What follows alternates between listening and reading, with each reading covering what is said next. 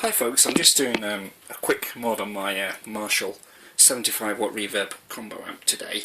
What I want to do is I want to be able to have the option to use this just as a speaker cabinet. So basically plug in an external amp straight to the speaker, bypassing all the amp circuitry in here. And what I've decided to do is add a jack on here. Okay, so when this is when a jack plug is put in, these contacts separate, so this side will connect with what's being plugged in, and we're just going to mount that on this bracket here, which I've added.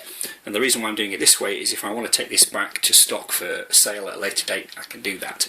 So it just requires us to unsolder the joint here. Okay, so we then got the connection to the amp. That will then come in onto the left side of this, and then the right hand side will go back out and be soldered back on there. So we've got this already prepared. We've got the cable soldered on, and we've put a bit of heat shrink on there just to keep it neat and tidy and insulated.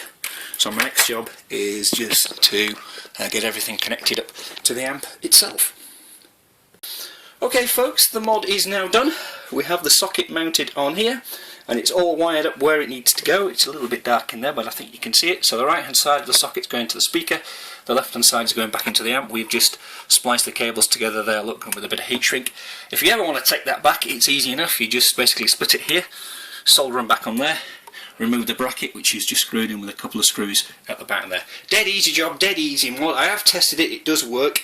I would demonstrate it to you, but I need to be able to hold the camera for filming, which means I am then able to play the guitar and unplug things at the same time. But we've had this amp, okay, going through this speaker, and it works. So, job's a good one, happy with that. I'm just going to put the backplate back on the amp, tidy it up, and we're all done.